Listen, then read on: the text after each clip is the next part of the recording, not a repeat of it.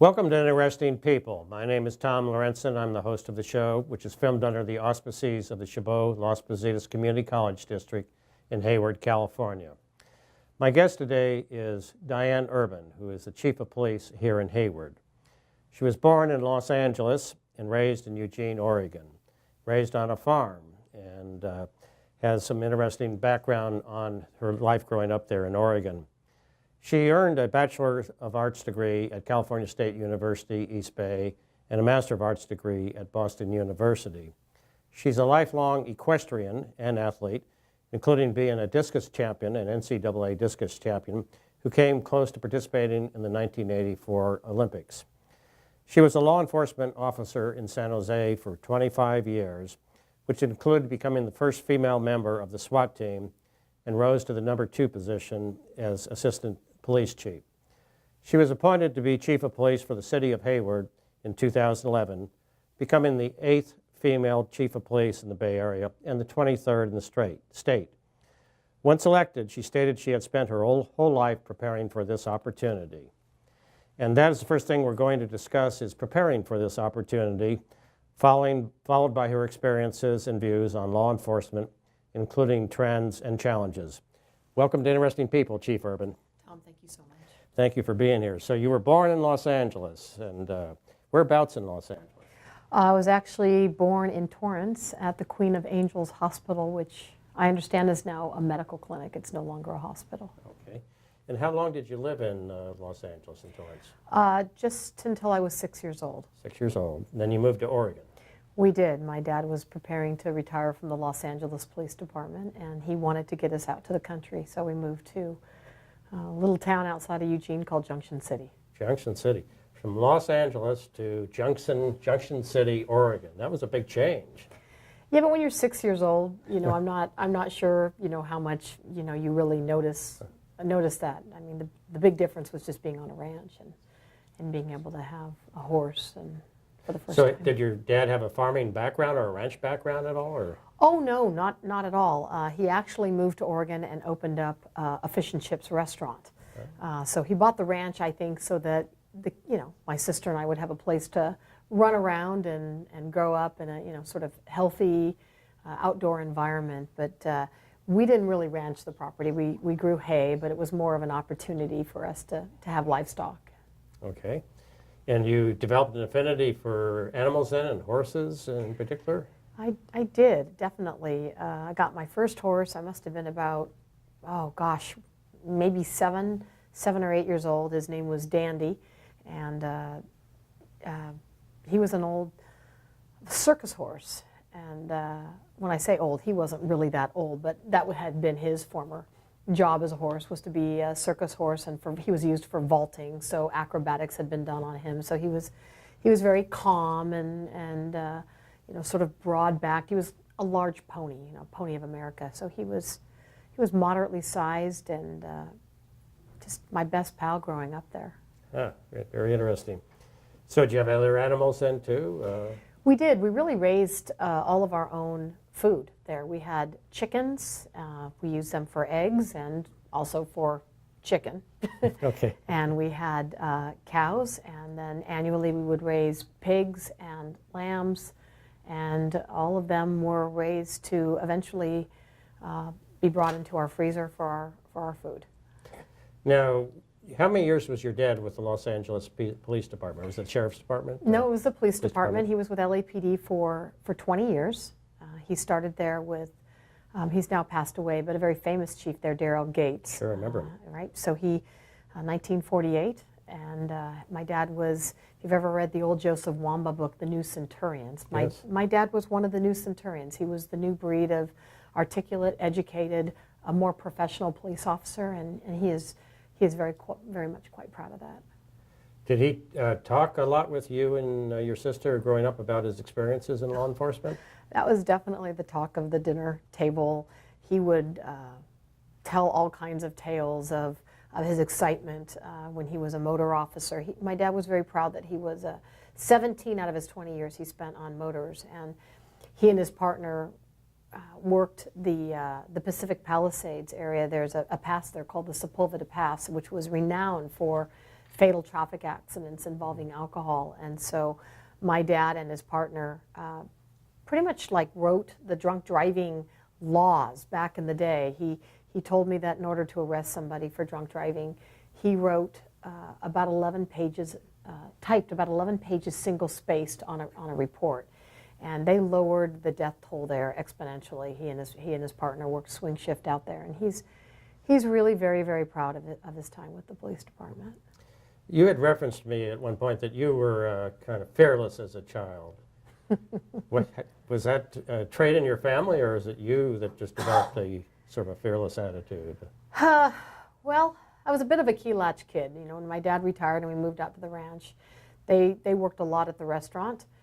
And so when I would get home from school, my sister and I would get home from school, we had all the responsibility for taking care of the animals. So I was naturally quite independent, and I just don't remember having any, you know, I really wasn't scared of anything.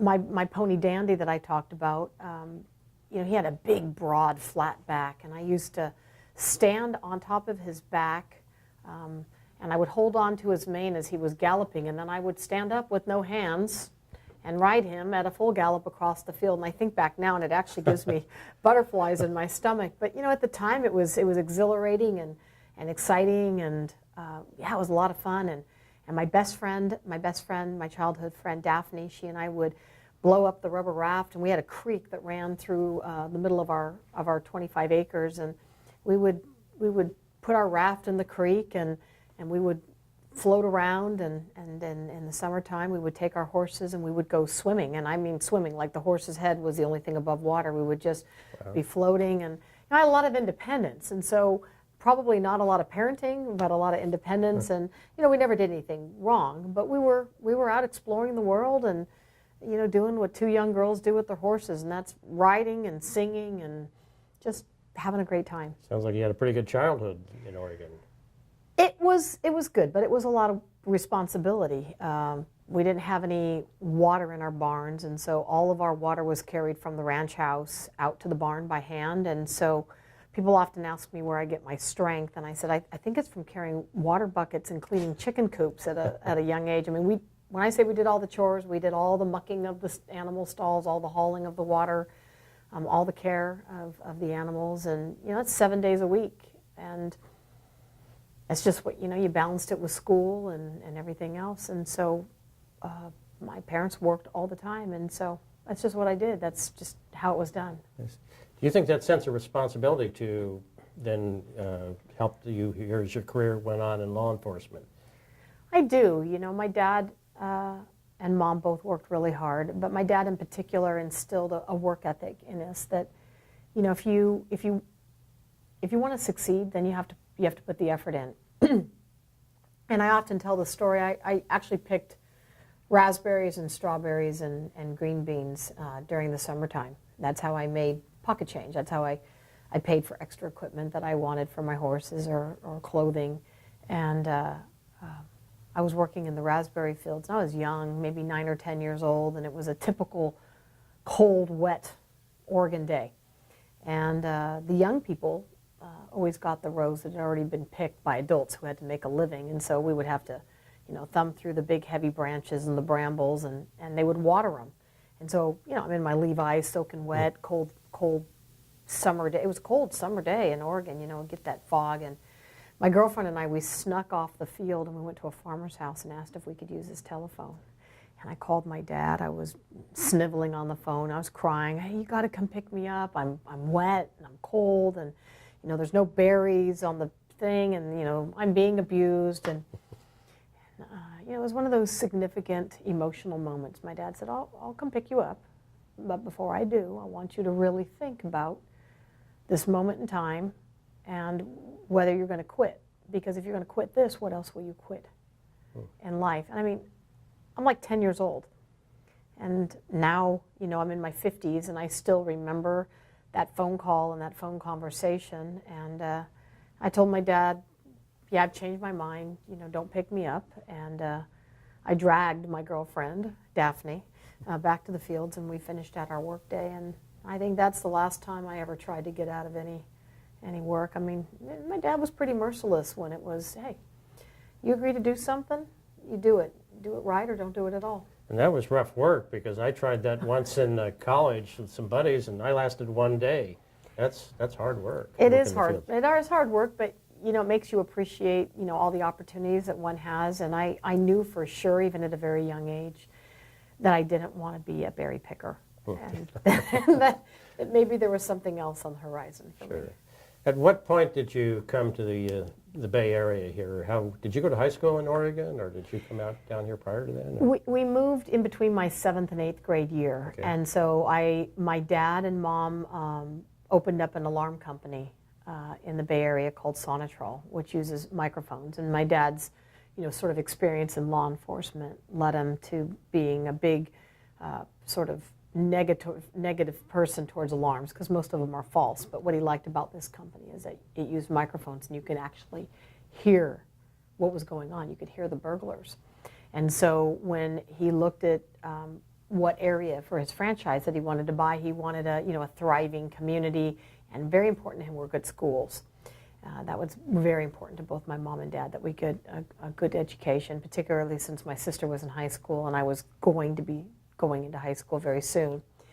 And so they ended up moving us to the Los Gatos Montecito area. And so I went to 1 year of middle school in Los Gatos at Fisher Junior High, and then I transitioned to Los Gatos High School. So we moved back to the Bay Area between my 7th and 8th grade year, so about 1976. And then you later went to college here at California State University, East Bay. It was California State University Hayward then, I believe it. Oh yeah, Cal State Hayward's what my degree says. Okay, mine too. And you were going to major in business, but you switched. I did. The intention, I think, in conversations with my folks and I, was that I would eventually take over the business. I worked for my parents in almost every aspect of the alarm business. I worked in installing alarms. I worked on monitoring the alarms. I worked on their accounts receivable, accounts payable, and payroll. I did that for years, even through college. So the whole idea was to be a business major and be an integral part of my dad's business. But what happened is I was part of the way through my sophomore year. You're starting to get away from just general education. You're starting to kind of take classes that will be a part of your major. And I remember being in a statistics class up there, and I thought, oh my gosh, just the thought of being inside all day, it wasn't very fulfilling. And so I took an elective criminal justice class. And I'm telling you, the very first class, that first 90-minute class, I was completely hooked and knew that that's what I wanted to do. I wanted to go into law enforcement. And it took me a little while to get my courage up to tell my dad I was switching majors. And you told your dad, and what did he say? Yeah, it's funny. I can tell you what he was doing. He was sitting in his recliner, and I came home. I don't know if it was a weekend or if I came home to visit during the, after work or something, because I still worked when I was in college. And I told him that I had good news and bad news for him. The bad news is I wasn't going to be, a business major anymore. And the good news was that I was going to be a criminal justice major and a police officer just like him. He didn't necessarily see that as good news. He was, I think initially he was disappointed. Not because I wasn't going to be a business major, but that he thought the work was hard and definitely not for a woman necessarily. He was very concerned that I would lose my femininity, that I would lose myself, and that it was a rough job. And I don't think he really wanted me to do it, but in the good spirit of my dad being who he is, he was on board pretty quickly and excited for me. We're going to take a brief pause now, Chief Urban, to have a public service announcement, and then we'll return to the interview in a minute or two. Okay. I'm Naomi Judd, and I love my dogs.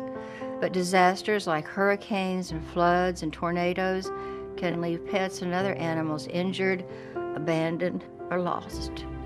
American Humane Association's Red Star Rescue has been there when disaster strikes.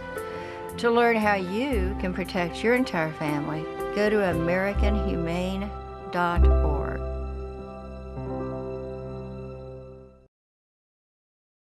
Welcome back to Interesting People. My name is Tom Lorentzen, the host of the show, and my guest today is Chief Diane Urban, Chief of Police at the Hayward, California Police Department.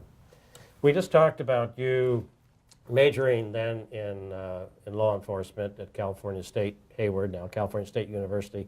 I want to correct something because you got a Bachelor of Science degree, not a Bachelor of Arts degree. I did. Okay, so going from there, then going through college, was that experience learning law enforcement and criminal justice at a university, was that very helpful to you as time went on to get an academic background in this? You know, I really, to be honest with you, I don't think that it was. And I'll tell you, being in the position that I'm in now as a chief, I actually really welcome people with, you know, diverse educational backgrounds. I mean, it helped from the perspective that I was completely all in about law enforcement. I loved my classes. I loved my professors. But, you know, I would encourage somebody that wants to explore options in law enforcement that you can major in whatever you want, and then it's great to have a fallback. You know, for me, I studied languages. I studied Spanish, which ended up being, it's been very, very helpful to me in this profession. But I think, you know, almost anything from an educational perspective will help you in law enforcement, communication, anything in, you know, kinesiology, physical education, psychology, any of the social sciences. I think much to what I sort of lead and talk about within my organization, which is education is essential. Not that I think it makes you smarter, but it makes you more well-rounded, and it gives you sort of a peer relationship with many of the community members that you're dealing with. I mean, you learn how to start and complete something in school. Undoubtedly, your writing skills and your communication skills improve. And so I'm a big proponent of education in general, and I encourage all of my personnel, both my professional and my sworn staff, to finish other degrees if they've already started, and if they haven't started, to get involved in higher education, to get a degree. Because I think it really adds value to their perspective, and I think it makes them better leaders and more responsive to our community in general. That's interesting you say that. And we're going to come back to that a little bit later in the interview here. When you then graduated, was your first job with the San Jose Police Department? My first police job. I mean, I always worked, Gotcha. but my first job in law enforcement was with San Jose. And in what capacity did you start there? Were you a patrol officer? Or? Yes. So the way it was done back in those days is you were sworn in right away. So I was a sworn police officer, and then I started the police academy the next day, and I went to the police academy for 6 months, and then after I graduated, I went into a field training program for about another 4 months, and then I was released out on patrol. And so I worked for patrol for about 3 years, Tom, and before applying to be a member of our full-time SWAT team, which in San Jose is referred to as MERGE, which has a kind of a cool acronym. It's the Mobile Emergency Response Group and Equipment. It's just, at the time, it was sort of it was a word that was transitioned. SWAT wasn't very politically correct, so they came up with MERGE, and so I had opportunity after being on 3 years to be a full-time member of our SWAT team. And what year did you join the San Jose Police Department then? In January of 1986. 1986. Do you recall how many women were in the San Jose Police Department at that time as officers? I don't, but I would say in general that organization has always hovered somewhere between about 7 and at the high end 12, 13%. It's still a challenge to get women into law enforcement. It's not a job that's very attractive to a lot of people, simply because you do get your hands dirty. You have to be able to fight. You have to be able to communicate.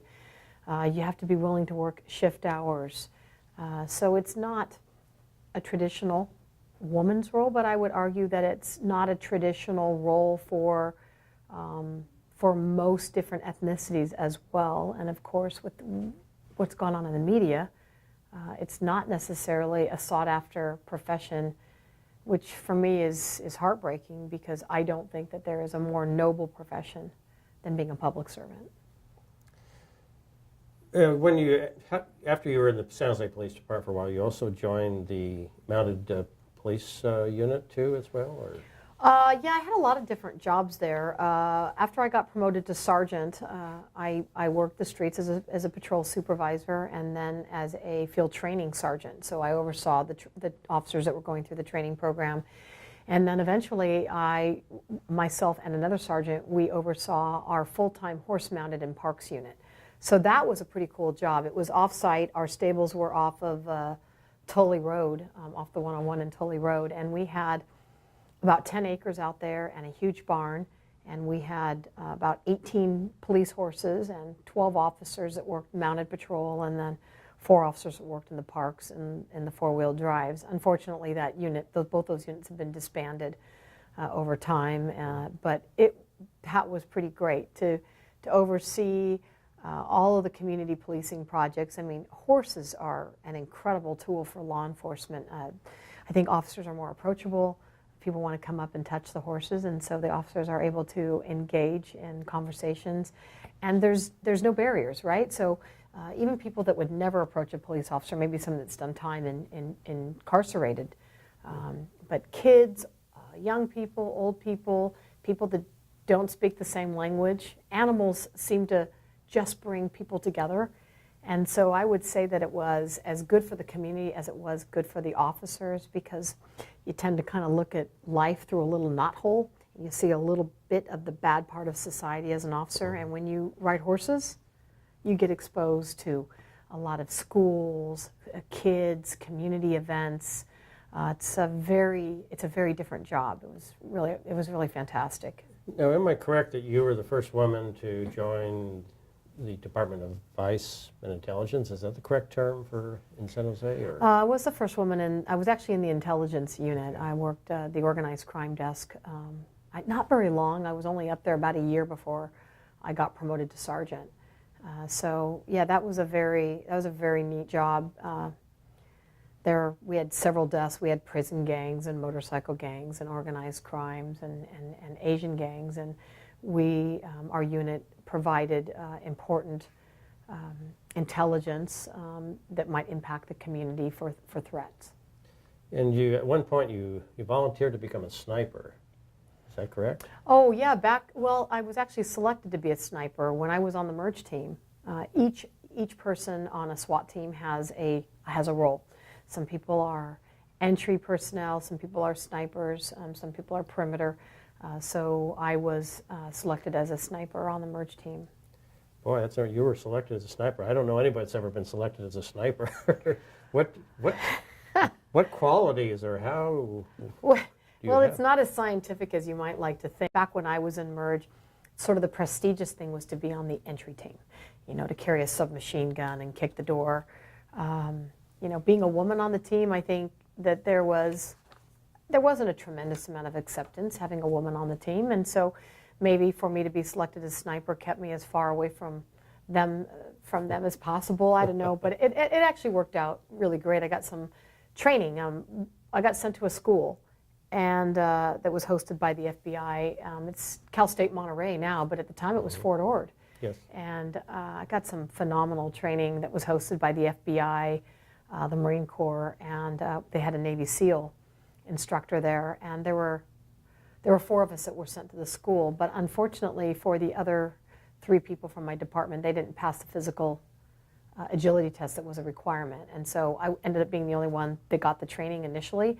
And so the way I became a sniper was that I went to school and passed all the prerequisites and all the requirements, and so it was pretty cool, and I really liked it. Maybe it's a maternal instinct, because when you're a sniper, you're not yourself necessarily in danger, but for me to be able to watch over my team as they walked up on a house, to be able to protect them by looking at the windows and making sure nobody was brandishing a gun as the team approached, or that nobody was going to put a hostage in danger.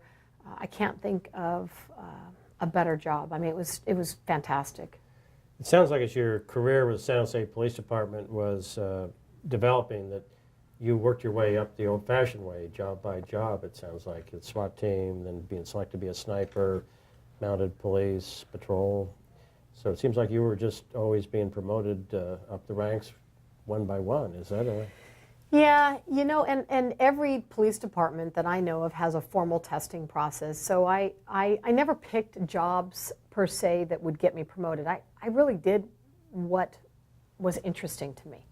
So, you know, I loved patrol, but I really wanted to be on the SWAT team. I thought that was really exciting. I had gotten exposed to one of our instructors in the police academy was on the SWAT team, was on Merge, and when he would tell stories about what he did, I was like, yeah, I want to do that. You know, that's what I want to do. I want to be a part of that.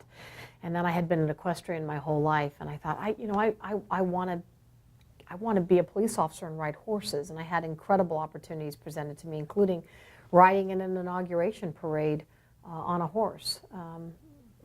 It was incredible.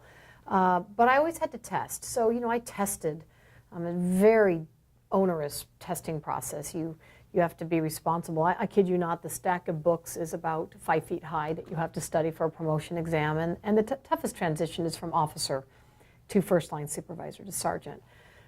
And sometimes it took me more than one try. When I tested for lieutenant, I didn't study and prepare myself properly for the written exam for lieutenant, and I didn't pass it the first time.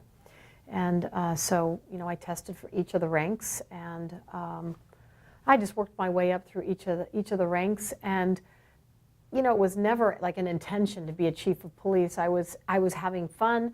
I worked for some people that were just great leaders that I wanted to emulate, and then I also worked for some bosses that I thought, you know, I think I would do things different, and I think I might be able to do things better. And so I learned as much from people that I didn't want to have as mentors as I did from the mentors themselves. And so I would say I turned some of the negativity into positivity and sort of framed myself as somebody that I wanted to work for. You're obviously a very disciplined person too, I can see, and you learned as you worked your way through the ranks there. Eventually, you became a lieutenant. Then what happened after that? Because eventually you became the number 2 person in the San Jose Police Department. So, so when I was a lieutenant, I worked patrol, and then I eventually went over to the Detective Bureau, where I oversaw the unit that investigated all of the auto thefts in San Jose, as well as all of the hit and runs and all fatal traffic accidents. And so I oversaw that unit for a couple of years, and that really grew me a lot. It's very difficult to go out in the middle of the night into a fatal car scene, and we did a lot of those, unfortunately. I eventually, during that period of time, I tested for captain, and I was promoted to captain, and I was placed on, there's only 4 patrol captains, and so I was placed on the east side of San Jose, which was great because I spoke, read, speak, and write Spanish, and there was a large Hispanic population on the east side of San Jose, and so I had an opportunity to practice my language skills and interact with the community. And so I was responsible for about 250,000 community members on the east side of San Jose. Captains are expected to be responsible for their division 24/7. And so I think that really prepared me for a role as a chief of police, simply because I considered that community, you know, my community, and I took a lot of personal ownership of it. I worked there for a couple of years, and then I had the opportunity to be selected to go oversee special operations. And special operations is all the cool stuff. It's SWAT and K-9, traffic, gangs, helicopter, air support, the bomb unit, the negotiators, about 185 of the most talented folks that you could ever hope to work with. And we were responsible for every special event that happened in San Jose. So the San Jose Grand Prix, and the bike races, the Rock and Roll Half Marathon, and then some of the unplanned events like the spontaneous rioting during Cinco de Mayo and Mardi Gras. I oversaw all of those events for almost 3 years, and exhausting but very rewarding. you obviously brought a passion to your career too. It comes out in you how much you enjoyed your work. It's interesting to hear that. I'm curious, as you're going through your career in San Jose, are you communicating with your dad, telling him about what you're seeing and hearing? And what's he saying? Because I'm sure it was a big change from when he served in Los Angeles. Oh, yeah. My dad did a ride-along with me at every rank except deputy chief and assistant chief. So when he and my mom would come out to visit, he would always come out and ride with me. And I can remember I can't remember if I was a lieutenant or a captain, but my dad came out and rode me. I want to say I was a lieutenant because it was like a midnight shift. And he was blown away by all of the equipment in the car. You know, you have to think back to my dad being a police officer back in the, you know, the 50s and 60s. They didn't even have, you know, radios. They had call boxes on the corner. And my dad gets in the car and, you know, I've got a cell phone, I've got a computer in the car, I've got the radio going. We've got a lot of equipment on our belts that he's never seen before. And I think he was just shocked by how much was going on, how many details, you know, as a commander I was responsible for. And my dad pinned my badges, my mom and my dad and my daughters pinned my badges as I went through the ranks. And I can remember telling my dad that I made captain. And I called him on the phone, and I was crying. I was so excited. Dad, I just made captain. I'm going to get promoted. And it was very quiet. And he said, did you hear that? And I said, no, I didn't hear anything. He said, are you sure? Because those were the buttons popping off my shirt, because I'm so proud of you. Wow. My chest is exploded. Wow, what a wonderful moment. It was. And so he's been, just my constant supporter and just so proud of me. Yeah. Well, I can understand why. We're going to take a pause here again, Chief Urban, and we're going to have a public service announcement, and then we're going to return to the interview in a couple minutes. Military life is rewarding, but it isn't always easy. Managing the stress can affect even the strongest warrior. But I will stay mission ready. I will keep my mind and body fit. Talk to my chaplain. Seek care early. Strive for progress, not perfection. I got this. I got this. Take the first step. There's no better time than now. Reaching out is a sign of strength. Visit realwarriors.net or call 866-966-1020. My grandfather served in World War II. Spending time with him were the best memories of my life. I became a physician at VA because of my grandfather, so I can help others like him. I can't imagine working with better doctors or a more dedicated staff. I'm fulfilling my life's mission with the help of my team and thanks to these veterans. I'm proud to be a doctor at VA and proud to honor my grandfather every day. Search VA Careers to find out more. Welcome back to Interesting People. My name is Tom Lorentzen. I'm the host of this show. And my guest today is Chief Diane Urban of the Hayward Police Department. Chief Urban, we talked about your early years in California, Los Angeles, and growing up in Oregon, then coming to the San Francisco Bay Area and going to college here, and your career at the San Jose Police Department. You were there 25 years, is that correct? Almost 26. 26 years. Then an opportunity emerged and Hayward Police Chief position opened up. What made you apply for that?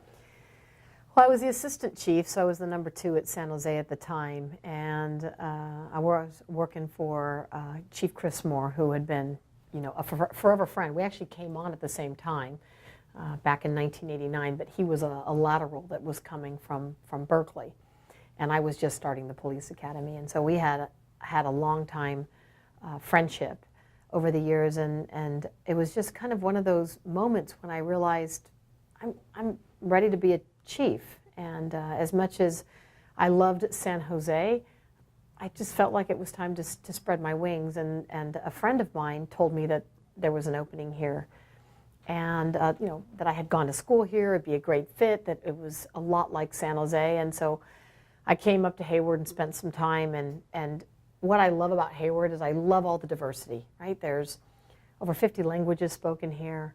It's very culturally rich and diverse. It's just really everything I loved about San Jose. Plus, for me, I went to school here, so there was a connection. And I think for me, there needs to be some sort of emotional connection to where I work. And at the time, I thought it was a commutable location. I still had one daughter that was a sophomore in high school. My other daughter was off to college. And as a single parent, I thought, well, I'll be able to commute back and forth. Well, that didn't actually last very long. The commute from my home in Morgan Hill to here is It's 54 miles doorstep to doorstep each way. And if anybody's ever traversed the 880, they know that Oh, yes. that is just probably brutal, one of the more brutal things. And so what I did is I bought a house up here right away. I wanted to be a part of the community, A, but B, on the nights that my daughter spent with her dad, I stayed up here until she went off to college, and then I moved up here full time. So it was just a draw. You know, it's sort of a smaller version of San Jose, very culturally rich and diverse, and a community that really, really appreciates their public servants. I've never been in a community where the police department and the fire departments are as revered and appreciated as they are in this community. And that's why I feel so fortunate to serve here. What do you feel that Hayward, when you applied, I'm sure there was plenty of competition, but what do you think they were looking for and they found obviously in the match with you? Were they anticipating to have a new type of leadership? Well, you know, I think if you spoke to the city manager, to City Manager Fran David, she would tell you that they were looking, that they had moved in the right direction with the chief just before me, Ron Ace. He had been brought in to quell some disruption and controversy that had occurred internally within the organization. And I think that Chief Ace did a great job with that. And, you know, in speaking with the city manager and my predecessor, it was pretty clear that they wanted to move the organization truly into the 21st century and have a department that was very in lockstep with the community, that understood what the community's goals and priorities were, and to provide very strong leadership and accountability within the department. I feel very fortunate that, you know, that's kind of always who I've been.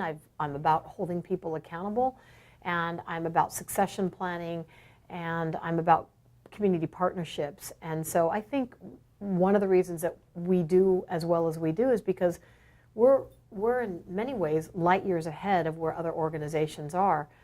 There was a chief here, Joe Brand, back in the day, who introduced the concept of community policing to this department, you know, more than 3 decades ago. So community policing has been a part of the department, but I don't know that everybody here really understood what was expected of them. So I would say that they were looking to build on what Chief Ace had built here and then grow the department. And for me, when I came in, I saw immediately how talented the people here were, but they needed to be developed, and that people needed an opportunity to grow themselves, and we needed to have a comprehensive succession plan in place. About 80% of my command staff were eligible for retirement when I came in. And so when you have that kind of a mass exodus that you're going to be planning for, and I had dealt with that at San Jose, you need to make sure that the next generations of leadership are ready to step up and take supervisory and leadership roles. And so a lot of focus initially was spent on the internal development of our staff here. Well, you just answered a couple questions I was going to ask you about a philosophy of law enforcement and a transition effort coming in, but I think you've pretty much answered those questions already, that you have had such a broad outlook on law enforcement and relationship with the community, and you've adopted a motto that you referenced, excellence and accountability. Explain what you're looking for in that from your people you work with. You know, it was one of those spontaneous statements. I went to one of my first lineups here with the officers, and they said, well, you know, what are you about? What do you stand for? And I said, I stand for excellence and accountability, meaning that we should be excellent in everything that we do, in the service that we provide, in the reports that we write, in our contacts with our customers, meaning the community, with the way that we do business. We should do a great job all the time. And even though we don't always, and occasionally, or maybe more than occasionally, we fall short, we take accountability for that and we grow ourselves from it. And so I think that those two themes really brand the organization, in that we always strive to be the best that we can be, and we push ourselves and we grow ourselves out of the box. And from an accountability perspective, when we do things right or wrong, we take ownership of it, and if it's broken, we fix it, and if it's not broken, we grow it. I think that's essential, and it's what keeps the community so supportive of us, is, I think, that mantra here. How many people work in the Hayward Police Department? So we have 200 sworn officers and about 150 professional staff, so almost 350 people here. And what's the budget, the annual budget? About $70 million. $70 million, that's a pretty good sized budget. Well, I think most people will tell you that most of the budget goes to compensation and wages. Police officers are not inexpensive, and it's a conversation that we have frequently within the organization, that we're very fortunate to have such a supportive community, and in turn, they have a right to expect really good service. Now, that doesn't mean that my officers should expect to be verbally or physically abused, but it does mean that we should be providing the best service possible to people on a daily basis. You referenced earlier San Jose and Hayward being sort of a smaller version of San Jose. The city of San Jose has approximately 1 million people. It's the biggest city in the San Francisco Bay Area, bigger than San Francisco, which a lot of people don't realize. The city of Hayward has approximately 150,000, maybe a little bit more. So you saw similarities in terms of the ethnicities, the diversities between San Jose and Hayward, but Hayward nonetheless is 1/6, 1/7 the size of San Jose. So what's the difference you see with a smaller police department as opposed to a larger city? Any particular thing stand out, or is it all pretty much the same? I have a lot less staff, so everybody works a lot harder. Okay. No, I'm really serious about that. We're a pretty flat organization. I've been blessed that I was able to add a captain's position. So there is a chief's position, and then there are 3 sworn police captains and 1 civilian commander.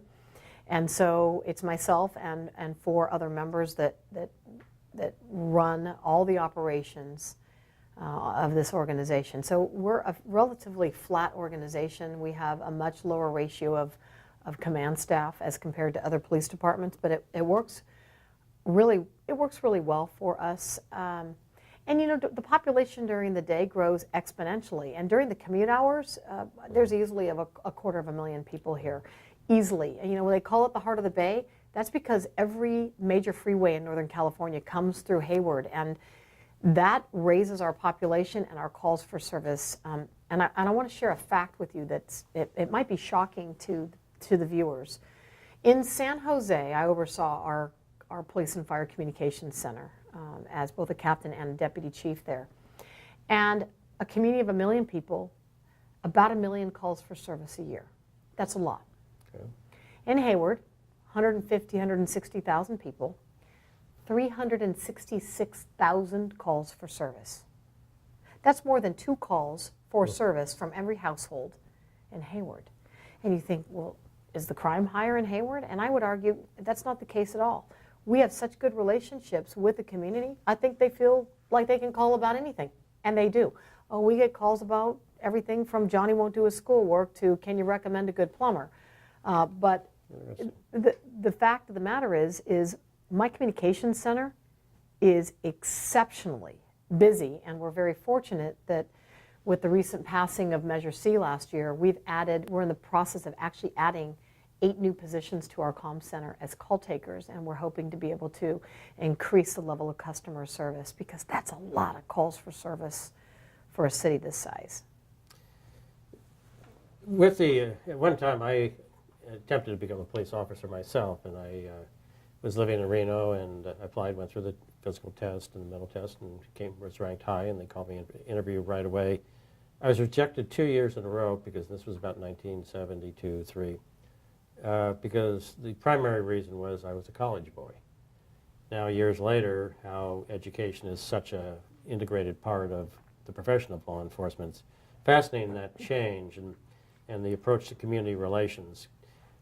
Is that a big shift that has occurred just during your careers, to understand the importance of community relations and reaching out to the community? And is that new, or has that always been? Well, I think it really depends on the organization. In my previous organization, education was really important. You didn't get on there unless you had the equivalent of 2 years of college. It was a requirement to get hired in San Jose. And so relative to that, almost everybody had a 4-year degree in that organization. I think, you know, one of the things that I look for when I'm hiring people isn't just about education. I'm looking for people with life experience. Sometimes I meet people that have simply graduated high school, but they have a maturity and a grace. They've been in the military, or they've been primary caregivers, or the big brother or big sister in a family, but they bring a breadth and a maturity to the job. This is not a job for immature, easily insulted people. It is shocking what officers have to deal with. When I'm watching body-worn camera footage from some of the riots that we've responded to from a mutual aid perspective in our neighboring communities, the racial epithets and just poking at the officers, the name calling, sometimes the physical assaults with bottles being thrown at them. I mean, it requires that our men and women bring a maturity with them. And so some people are just old souls, even at 22 or 23, and sometimes it takes people till they're 33 to grow up. And so community policing has been around for a long time, and this organization, I think because of former Chief Brand, he introduced that concept here, and then now retired sheriff. I mean, he was the chief here for many years before Sheriff Plummer became the sheriff in Alameda County.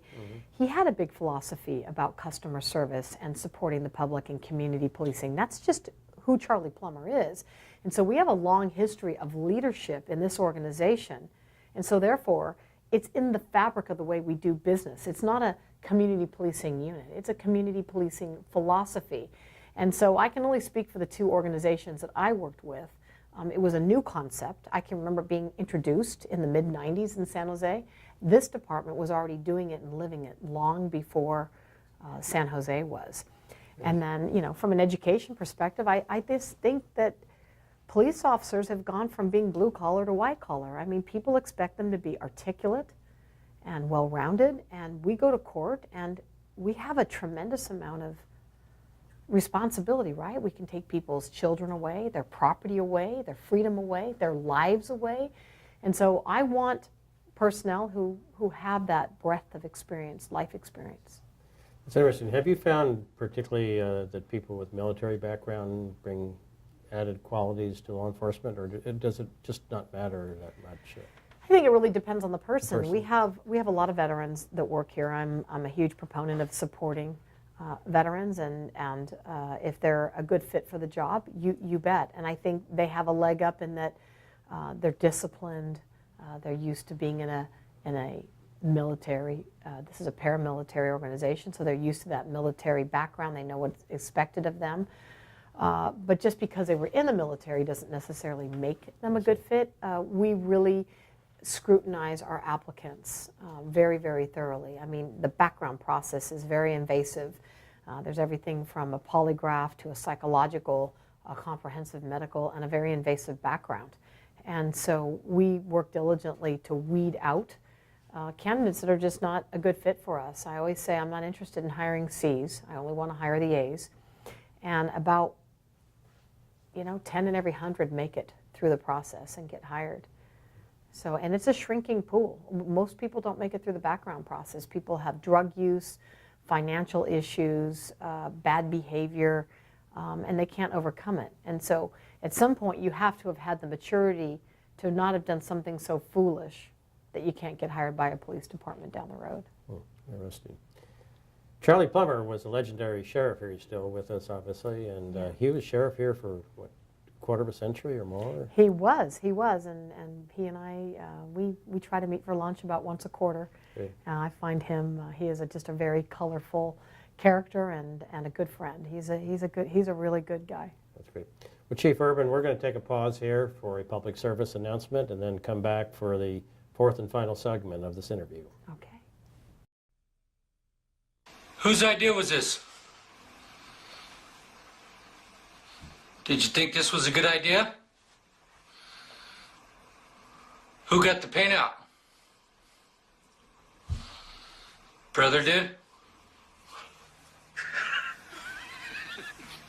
What is funny?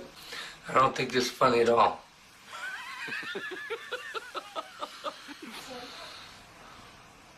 Who's gonna clean it up? A life entertaining tourists is no life for a wild animal. Whether taken from the wild or bred in captivity, they are beaten and forced to endure cruel training. Animals need you to stand up for them. Help World Animal Protection stop their abuse and exploitation. Together, we can change the minds of tourists, the travel industry, and governments. Together, we can keep wild animals in the wild where they belong. Wild animals are not entertainers. Stand up for wildlife now. Visit standupforwildlife.org. Welcome back to Interesting People. My name's Tom Lorentzen, the host of the show, and my guest today is Diane Urban, who's Chief of Police here in Hayward, California. The last of the segments we're going to talk about here, Chief Urban, I titled it sort of Trends, Technology, Terrorism, and Other Thoughts. So we're going to go through some things here rather quickly, but these are so important and they're so current, too. How have you seen law enforcement change from the inception of your career to where we're at now? What changes have you seen that it would be good to share with the public? Yeah, so I think the biggest changes are expectations from the community itself. So in these days of very robust social media, people expect to know answers just like that. And it's very easy to get caught up in the whirlwind of trying, what I call trying your cases in the media. Mm-hmm. And it's not something that I'm a proponent of. People will see a snapshot, a moment in time with no idea what happened before or after that moment. And so there's an expectation that everything is going to be right here, right now. That's one of the biggest changes. Body-worn cameras help us capture events I think in a much better manner than people's recollection when people are under high stress, either because of a fight or a shooting or anger. Things get muddled. And so I think the body-worn cameras help us sort through that. So just from a technology perspective, I mean, they had big brick cell phones when I started, and now we've got smartphones that give us directions and capture video, and you can look up a vehicle code or a penal code in a matter of moments by looking it up. So mostly equipment and expectations from the community, and I would just like to say that people watch a lot of TV, right? And you turn on the TV at any given time, and there's 15 or 20 shows that are about police work in some way. You've got, CSI Miami and CSI New York and LA and Blue Bloods and NYPD this and that. And so people's expectations are not always very real with how real police work is done. They manage to do in 26 minutes, because the rest of the time is commercials, what might take us 6 months to a year, because that's the reality of how arduous it is to get fingerprints back and blood types checked and evidence back from the lab. It creates an expectation from the community that is just not based in reality. Are there, I don't want you to put in a plug, but are there any TV shows that are close to reality from your perspective? I'm a bad person to ask, because I actually don't watch TV except for the news. I pretty much work. We've got a 24-hour job, I know. With this, some of the topical things right now in terms of law enforcement nationally, you talk about with the smartphones and everything and cameras and excessive force, and then the militarization of the police. These are terms that are on people's minds, in different places. How do you feel the excessive force subject is handled publicly, and is this something for the public to have particular concerns about, or are they over? No, I think first of all, we work for the public, and so I work diligently to not be defensive when people ask hard questions. I think that depending on what police department you're dealing with and what leadership, that there can be cause for concern, and there should be a high expectation of professionalism and not having excessive force. I mean, I myself have seen plenty of questionable responses by law enforcement across this country, so I can understand where the public sits with that. It's completely understandable, and I think that it's great for people to ask hard questions. I would caution people to be judgmental, as we talked about. If you see a snapshot, that doesn't necessarily represent what happened leading up to things. One of the things that we do really well here is we have a community police academy that goes on. It's about 16 weeks long. It's one night a week, and we give people an opportunity to learn how we do business here. Everything from shooting on the range to going through a simulator where they are presented with very challenging and difficult unfolding situations, just like real life police officers. And they have to make life and death decisions, and people do not walk out of there unchanged. You know, when you see things through a police officer's eyes, and you know, and that's the biggest challenge I think nowadays. You know, we have to thin slice people. You know, we make contact with somebody on a car stop, and we have to make a decision whether we're writing you a ticket, we're giving you a warning, whether you're going to try to hurt me. How do I know if you just robbed a bank or didn't rob a bank, or just had a fight with your wife, or you're paranoid because you were speeding, or I mean, the difficulty is communication and expectations. And coincidentally, today we've had the tragedy in Brussels where 35, 38 innocent individuals were killed in a terrorist attack. But 9/11, you were the San Jose Police Department. 9/11, as the saying is, changed most everything, and including law enforcement. And there's been concern in a lot of circles that law enforcement agencies have become militarized with more weapons, shall I say, and vehicles, et cetera. Can you just address that subject in general in terms of what has happened in that area? Sure. Yeah. You know, when you talk about the militarization of police, you know, what exactly does that mean to people? Does anybody remember what happened in San Bernardino 2 months ago? Imagine if the officers didn't have the weaponry that they had to address the suspects that were involved in that crime. So I think one of the greatest challenges that we deal with is the criticism from the community. They criticize the police having the weaponry, but yet when you're dealing with terrorist attacks, whether it be Brussels or something like just happened in San Bernardino, or I could go back a few years to Columbine. But if you look at the unfolding violence in this country specifically, how does a person balance that we have to be disciplined and that we do need certain vehicles and weaponry to deal with those 1% of the incidents? What would the community do for protection if we didn't have it? I'm not suggesting that we need to wave it around or you know, do marching around, but ultimately when somebody picks up the phone and makes a 911 call, while everybody is running away from whatever violence is going on, guess what my folks are doing? Go charging in. That's what they're paid for. They're paid for what they might have to do. And so my job as the police chief is to strike a balance with explaining that to the community and providing my officers with all the tools of the trade that they might need. It doesn't mean they need to use them all the time. You know, there's lots of days where you don't use your handcuffs.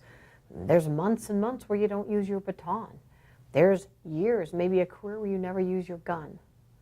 But when you need it, when that incident happens, I want my officers to be able to respond with certainty that they have everything that they need to be able to quell whatever's going on. And when you talk about something like what happened with the terrorism that went on in Brussels, there is no way to respond when that's unfolding, but as it happens, you definitely want a presence that's going to keep calm, keep people at bay, prevent panic and rioting. And so I would argue that I don't know exactly what they mean by the militarized police, because when you need us, you call us, and we need to have every tool available.